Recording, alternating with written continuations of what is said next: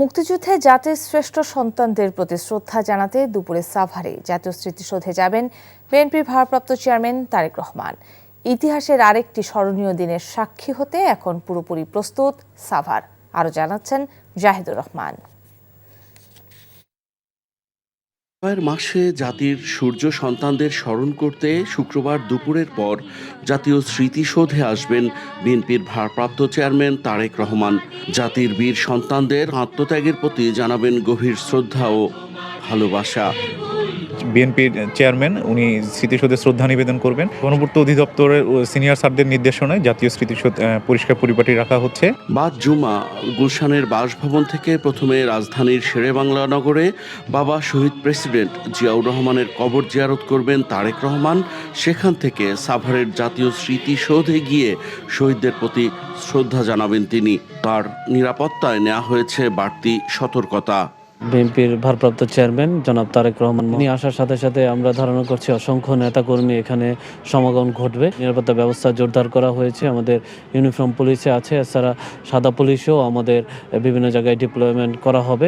দিনটিকে স্মরণীয় রাখতে দলীয়ভাবেও চলছে নানান প্রস্তুতি। তারেক রহমানকে এক নজর দেখতে স্মৃতিসৌধ ঘিরে নামবে জনতার ঢল, এমনটাই বলছেন দলটির শীর্ষস্থানীয় নেতারা। Zahidur Rahman, NTV news, Savar, Dhaka. রাজধানীর বাংলাদেশ চীন মৈত্রী সম্মেলন কেন্দ্রে চলছে ইসলামী ছাত্র শিবিরের কেন্দ্রীয় সদস্য সম্মেলন। সকাল 8টায় পবিত্র কুরআন তিলাওয়াতের মধ্য দিয়ে দিনব্যাপী সম্মেলনের প্রথম অধিবেশন শুরু হয়েছে। সম্মেলনে উদ্বোধনী বক্তব্য দেন সংগঠনটির সভাপতি জাহিদুল ইসলাম। এ সময় শহীদ শরীফ ওসমান হাদি সহ বিগত দিনে গুম খুন হওয়াদের স্মরণ করা হয়। সম্মেলনে দেশ বিদেশের অতিথি এবং ইসলামিক স্কলারদের বক্তব্যের মধ্য দিয়ে দুপুর 1টায় প্রথম অধিবেশন শেষ হবে। দ্বিতীয় অধিবেশন শুরু হবে দুপুর 2টায়। সেখানে আগামী বছরের জন্য ইসলামী ছাত্র শিবিরের নতুন নেতৃত্ব ঘোষণা করার কথা রয়েছে।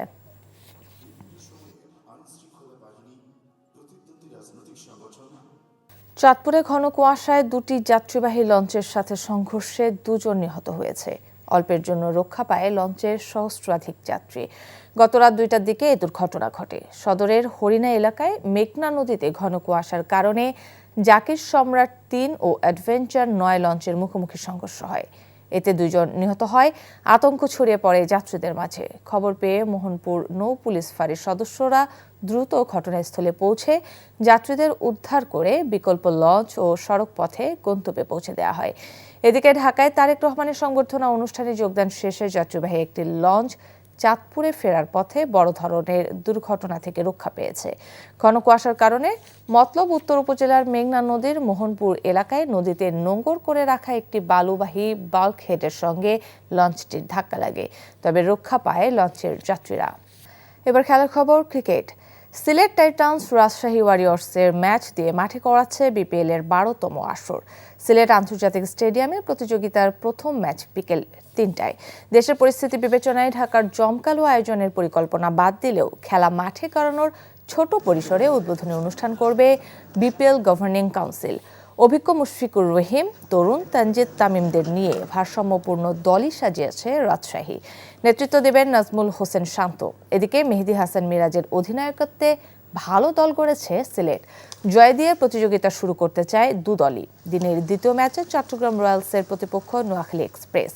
একই ভেন্যুতে সন্ধ্যা 7টায় শুরু হবে খেলা।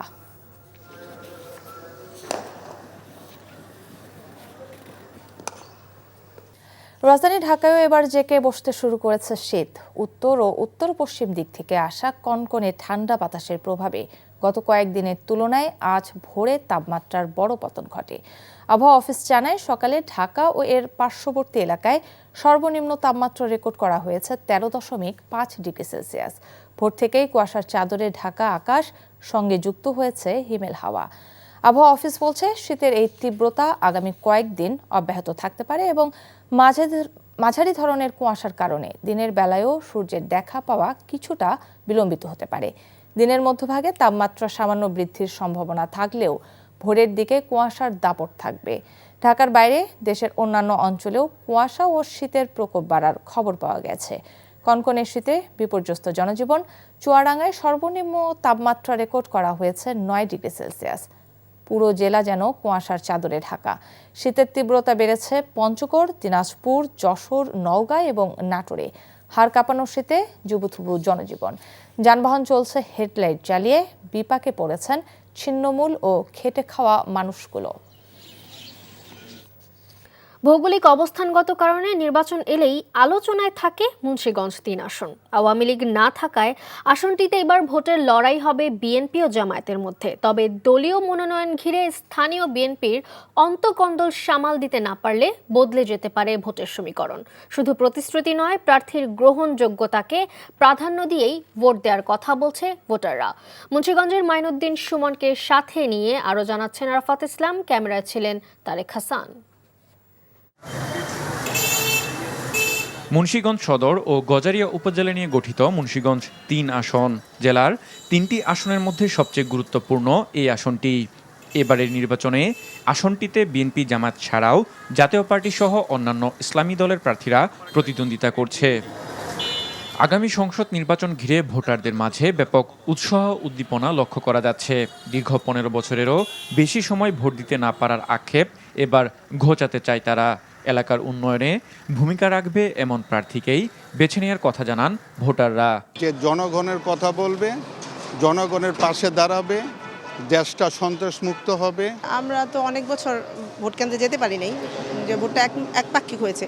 তো আমরা এবার সবাই চাই যে আনন্দমুখর পরিবেশে সুষ্ঠু সুন্দর একটা ভোট যেন দিতে পারি আমরা। জামায়াত বিএনপি এডি জানি না, বুঝলেন না, আমরা ভালো লোক চাই। এদিকে নির্বাচন ঘনিয়ে এলেও মনোনয়ন নিয়ে অভ্যন্তরীণ টানাপোড়েন চলছে বিএনপিতে। জেলা বিএনপির সদস্য সচিব মোহাম্মদ মহিউদ্দিন মনোনয়ন পরিবর্তনের দাবিতে নানা কর্মকাণ্ড চালিয়ে যাচ্ছেন। যদিও এই আসনে বিএনপির মনোনয়ন পেয়েছেন দলটির সমাজ কল্যাণ বিষয়ক সম্পাদক কামরুজ্জামান রতন।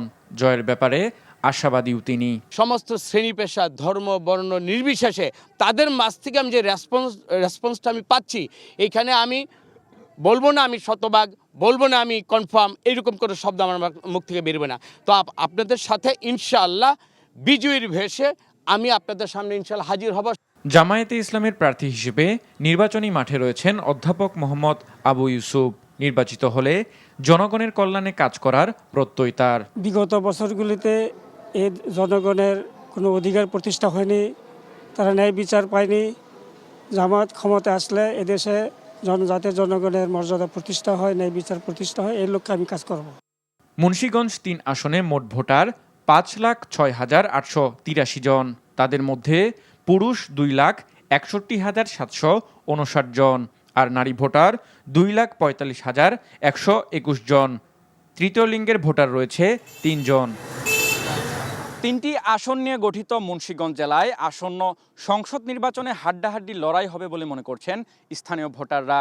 তবে বিএনপি মনোনীত প্রার্থীর বিপক্ষে একাধিক বিদ্রোহী প্রার্থী থাকায় এটি বড় সমীকরণ হয়ে দাঁড়াবে বলে মনে করছেন তারা। আগামী নির্বাচনে বিএনপি তাদের হারানো আসনগুলো পুনরুদ্ধার করতে পারবে নাকি এসব আসনে নতুন কোনো দলের প্রার্থী বিজয়ী হবে, সেটি এখন দেখার বিষয়। আরাফাত ইসলাম, এনটিভি নিউজ, মুন্সিগঞ্জ। বিএনপির ভারপ্রাপ্ত চেয়ারম্যান তারেক রহমানকে সংবর্ধনাস্থল ৩০০ ফিটে পরিষ্কার পরিচ্ছন্ন কার্যক্রম শুরু করেছে ঢাকা মহানগর উত্তর বিএনপি। ঢাকা উত্তর সিটি কর্পোরেশন বিএনপির নেতাকর্মী ও ৩০০ পরিচ্ছন্নতা কর্মীরা জমে থাকা আবর্জনা সরিয়ে নিচ্ছেন।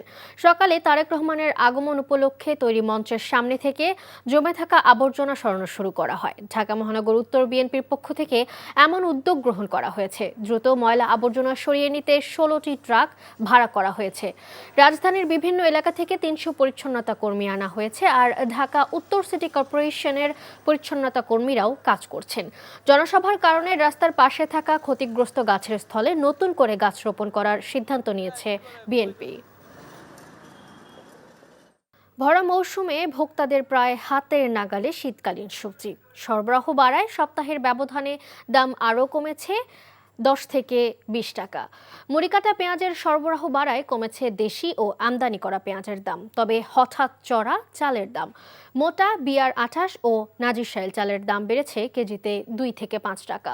কমতির দিকে লাল ও সাদা ডিমের দাম। সেলিম মালিকের রিপোর্ট।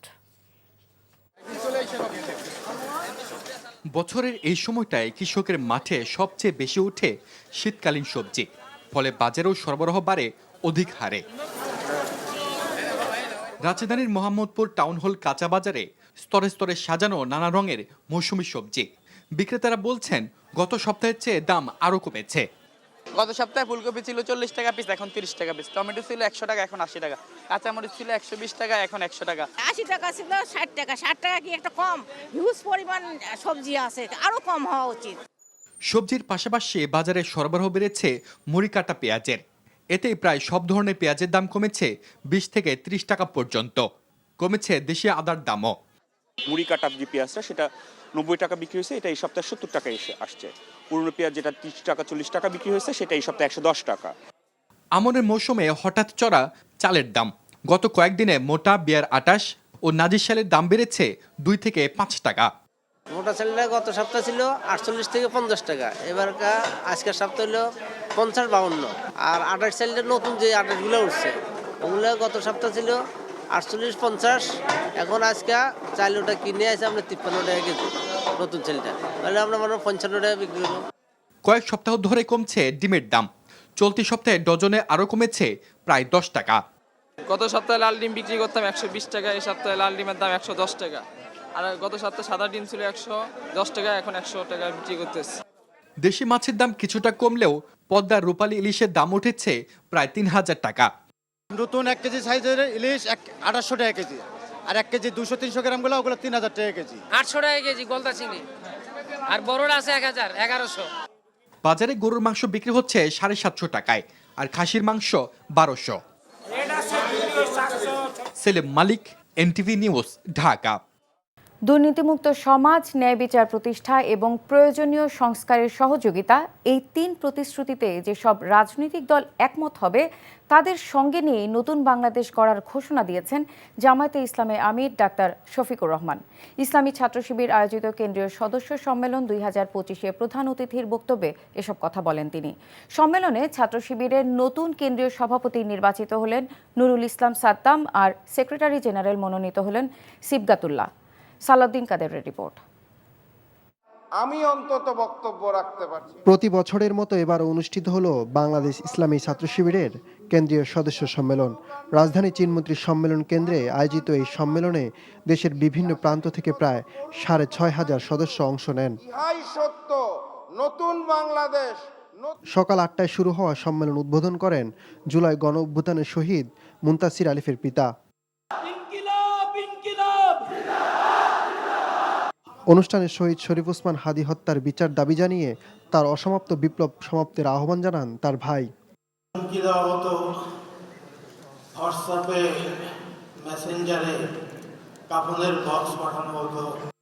সম্মেলনে সভাপতির বক্তব্যে শিবির সভাপতি বলেন, ক্ষমতায় বসে যারা ভবিষ্যৎ ফ্যাসিবাদ প্রতিষ্ঠা করতে চায় তাদের বিরুদ্ধে ছাত্র সমাজ ঐক্যবদ্ধ হয়ে প্রতিরোধ গড়ে তুলবে। আপনারা সেই ক্ষমতায় বসে যদি আবার সে ফ্যাসিবাদ কায়েমের চিন্তা করেন, অথবা ফ্যাসিবাদী কায়েমি স্বার্থকে যে এস্টাবলিশমেন্ট রয়েছে তাদেরকে যদি সুযোগ দেন, তাহলে এটা শহীদদের সাথে প্রতারণা ছাড়া আর কিছু নয়। অনুষ্ঠানে বিশেষ অতিথির বক্তব্যে জামায়াত সেক্রেটারি বলেন, ষড়যন্ত্রকারীরা বারবার দেশের অগ্রযাত্রাকে রুখে দেওয়ার চেষ্টা করছে। আদর্শবাদী আন্দোলনকে যখন তাগুত শক্তি, প্রতিপক্ষ শক্তি যুক্তি দিয়ে, নৈতিকতা দিয়ে, আদর্শ দিয়ে মোকাবেলা করতে ব্যর্থ হয়, তখন মিথ্যাচার আর অপপ্রচারের অন্ধকারের পথ তারা বেছে নেয়। ইনশাআল্লাহ আগামী দিনে নতুন বাংলাদেশ গড়ার জন্য ইসলামী ছাত্র শিবিরের এই অকুতোভয় যাত্রার পেছনে গোটা জাতি তাদেরকে সাহায্য করবে। প্রধান অতিথির বক্তব্যে জামায়াত আমির জোটবদ্ধ হতে আগ্রহী রাজনৈতিক দলের কাছে 3টি প্রতিশ্রুতি চান। বলেন, ক্ষমতায় গেলে বেকার ভাতা নয়, যুবকদের কর্মসংস্থান সৃষ্টি করবে তার দল। আর একজন যুবক যুবতীও বেকার থাকবে না। অনেকে সংখ্যাগণে বলছেন আমরা এত কোটি এত লক্ষ যুবককে কর্মসংস্থান দিব, বাকিদের কি হবে? বলছেন বাকিদেরকে ভাতা দেবেন। আমরা আমাদের যুবকরা কারো কাছ থেকে বেকার ভাতা গ্রহণ করুক তা দেখতেও চাই না, শুনতেও চাই না। এই 3 প্রতিশ্রুতিতে যারা একমত হবেন মোস্ট ওয়েলকাম, আসেন আমরা সবাই মিলে দেশ গড়ব ইনশাআল্লাহ। শিবিরের সম্মেলনে বিভিন্ন দেশের ছাত্র ও যুব সংগঠনের প্রতিনিধিরা অংশ নেন। সালাউদ্দিন কাদের, এনটিভি নিউজ, ঢাকা। ইনকিলাব মঞ্চের মুখপাত্র শরীফ ওসমান হাদি হত্যার বিচারের দাবিতে রাজধানীর শাহবাগ অবরোধ করেছে ইনকিলাব মঞ্চ। জুমার নামাজের পর ঢাকা বিশ্ববিদ্যালয় কেন্দ্রীয় মসজিদ থেকে বিক্ষোভ মিছিল নিয়ে শাহবাগে অবস্থানে সংগঠনটি। বিচার না হওয়া পর্যন্ত শাহবাগে অবস্থান নেওয়ার হুঁশিয়ারি দেন তারা। বিস্তারিত জানাচ্ছেন আবির আহমেদ। জুমার নামাজের পর ঢাকা বিশ্ববিদ্যালয়ের কেন্দ্রীয় মসজিদ প্রাঙ্গণ থেকে শুরু হয় বিক্ষোভ মিছিল। এতে অংশ নেয় ইনকিলাব মঞ্চের নেতাকর্মীরা সহ সাধারণ শিক্ষার্থী ও জনতা। মিছিলটি শাহবাগে পৌঁছালে সেখানে অবস্থান নেয় বিক্ষোভকারীরা। এ সময় ক্ষোভ প্রকাশ করে তারা।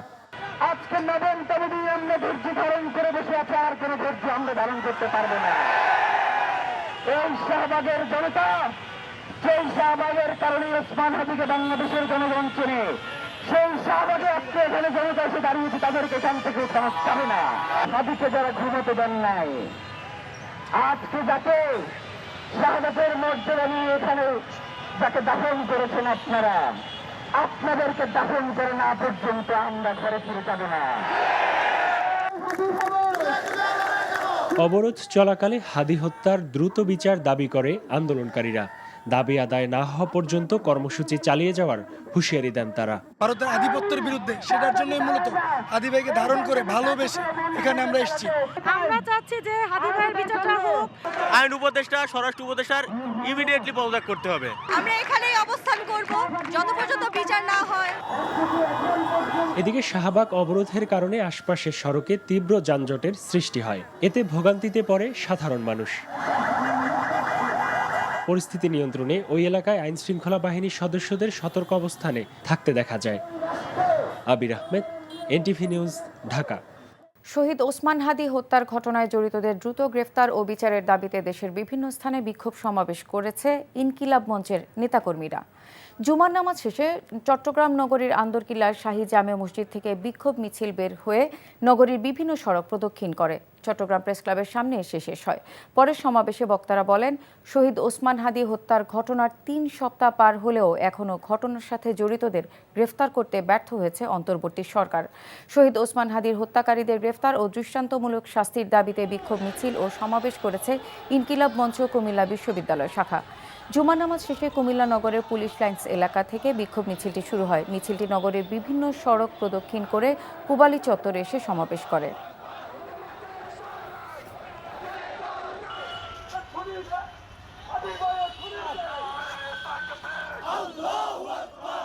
পাচারকালে চট্টগ্রাম থেকে বিপুল পরিমাণ জ্বালানি তেল সহ 9 জনকে আটক করেছে কোস্টগার্ড।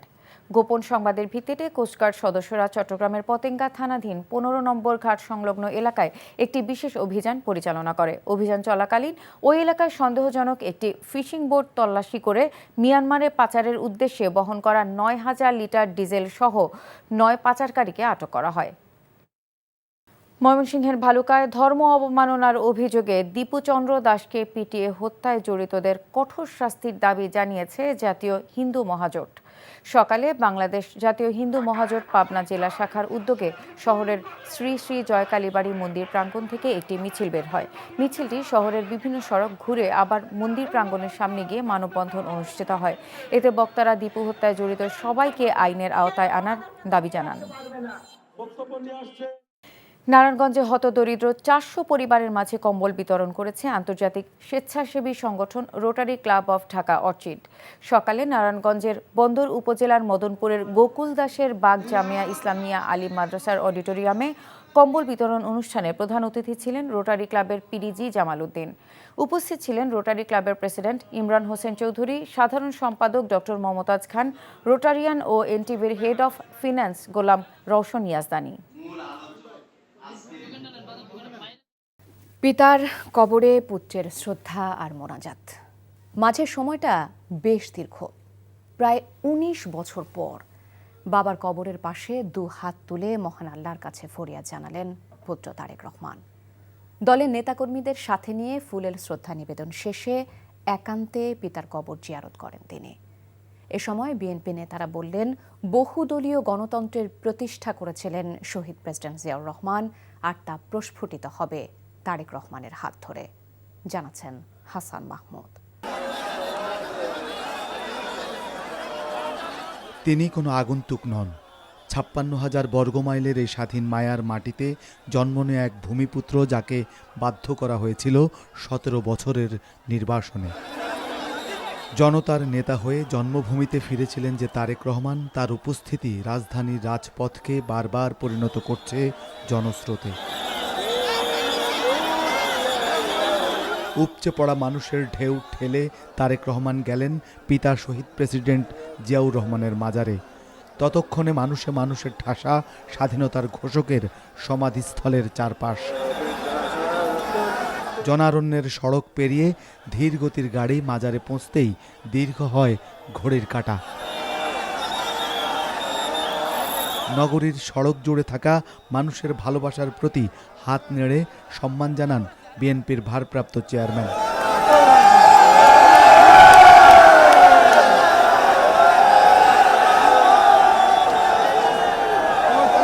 শহীদ প্রেসিডেন্ট জিয়াউর রহমানের মাজারে তারেক রহমান ফুলেল শ্রদ্ধা জানান দলের নেতাকর্মীদের সাথে নিয়ে।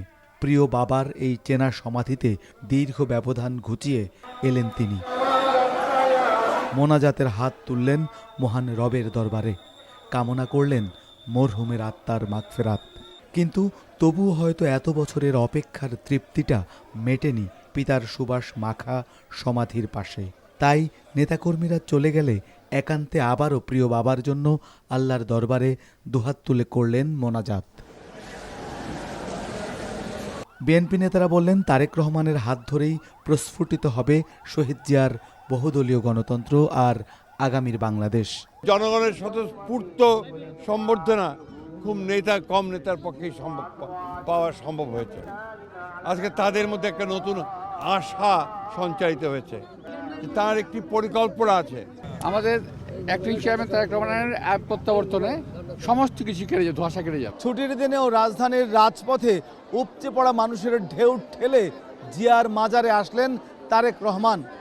দীর্ঘদিন পর পিতা শহীদ প্রেসিডেন্ট জিয়াউর রহমানের মাজার জিয়ারত করলেন তিনি। তারপর ছুটে গেলেন মহান মুক্তিযুদ্ধে আত্মত্যাগ করা বীর শহীদদের প্রতি শ্রদ্ধা জানাতে সাভার স্মৃতিসৌধে। তারেক রহমানকে বহন করা গাড়ি মাজার থেকে রওনা হয় সাভার জাতীয় স্মৃতিসৌধের পথে। Hasan Mahmud, NTV news, Dhaka. রাজধানীর গুলিস্তানের 0 পয়েন্টের খদ্দর বাজার শপিং কমপ্লেক্সে অগ্নিকাণ্ডের ঘটনায় আগুন নিয়ন্ত্রণে এসেছে। ফায়ার সার্ভিসের 10টি ইউনিটের প্রায় 1 ঘন্টার চেষ্টায় আগুন নিয়ন্ত্রণে আসে।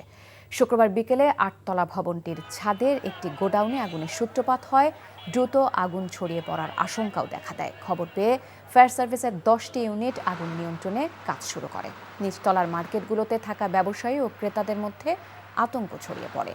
এখন পর্যন্ত হতাহতের কোনো খবর পাওয়া যায়নি। ত্রয়োদশ জাতীয় নির্বাচনের তফসিল ঘোষণা হলেও বিএনপির ভারপ্রাপ্ত চেয়ারম্যান তারেক রহমান ভোটার হতে আইনগত কোনো বাধা নেই। নির্বাচন কমিশনার আনোয়ারুল ইসলাম সরকার এনটিভিকে একথা জানান। অক্টোবরের 31 তারিখের পর ভোটার হবার বিধান রহিত হয়, কিন্তু এরপরও নতুন ভোটার হতে আবেদনের প্রেক্ষিতে বিশেষ বিধান অনুসারে কাউকে ভোটার করা যায় বলে জানান কমিশনার আনোয়ারুল। তিনি জানান, এর বাইরে নির্বাচন কমিশন যে কোনো সময় বিশেষ কারণে কাউকে ভোটার করতে পারেন। দীর্ঘদিন তারেক রহমানের লন্ডনে অবস্থান করতে বাধ্য হওয়ায় এবার দেশে আসার পর তার সেই পথ সুগম করে রেখেছে নির্বাচন কমিশন। অনলাইনে বা যে কোনো আঞ্চলিক নির্বাচন অফিস থেকে তিনি ভোটার আবেদন করতে পারবেন। বগুড়া থেকে নির্বাচনে প্রার্থী হবেন জাতীয়তাবাদী দলের ভারপ্রাপ্ত চেয়ারম্যান। একজন ভোটার তো অনলাইনে যে কোনো জায়গা থেকেই হইতে পারে। ইলেকশনের 25 দিন আগে আমরা ওই যে ভোটার লিস্টটা পাঠাবো বিভিন্ন রিটার্নিং অফিসারের কাছে। আইনে এই সুযোগ রাখা হয়েছে সীমিত পরিসরে, এটা যে কোনো লোক যে কোনো এসে ইমার্জেন্সির কারণে সেটা হইতে পারে। কিন্তু অনলাইন বেসড, লন্ডন থেকে হইতে পারবেন না, আপনার আমেরিকা থেকে হইতে পারবেন। আমাদের বিভিন্ন টিম বিভিন্ন সব জায়গায় একটু কাজ করতেছে 7-9টা দেশে। রাজধানীর চিনমৈত্রী সম্মেলন কেন্দ্রে শুরু হয়েছে 4 দিনব্যাপী রিহ্যাব হাউজিং ফেয়ার 2025। এতে দেশের শীর্ষস্থানীয় বিভিন্ন রিয়েল এস্টেট প্রতিষ্ঠান অংশগ্রহণ করছে। মেলায় অংশ নেওয়া আসিয়ান গ্রুপ তাদের বৃহৎ আবাসন প্রকল্প আসিয়ান সিটি নিয়ে মেলায় অংশ নিয়েছে। রাজধানীর প্রাণকেন্দ্রে প্রায় 1000 একর জমির ওপর গড়ে উঠছে আধুনিক ও পরিকল্পিত আবাসন প্রকল্প আসিয়ান সিটি। দক্ষিণ খানের কাওলায় হজরত শাহজালাল আন্তর্জাতিক বিমানবন্দরের বিপরীতে হাজি ক্যাম্প সংলগ্ন এলাকায় এই প্রকল্প বাস্তবায়ন করছে আসিয়ান গ্রুপ। প্রতিষ্ঠানটির কর্মকর্তারা জানান, ঢাকা উত্তর সিটি কর্পোরেশনের 48 ও 49 নম্বর ওয়ার্ড জুড়ে বিস্তৃত এই প্রকল্পে 3, 5 ও 10 কাঠার বাড়ি নির্মাণের উপযোগী প্লট এখনই পাওয়া যাচ্ছে। মেলা উপলক্ষে গ্রাহকদের জন্য বিশেষ অফারের ঘোষণা দিয়েছে প্রতিষ্ঠানটি। এই বিশেষ অফার মেলা চলাকালীন সময় থেকে আগামী 31 ডিসেম্বর পর্যন্ত কার্যকর থাকবে।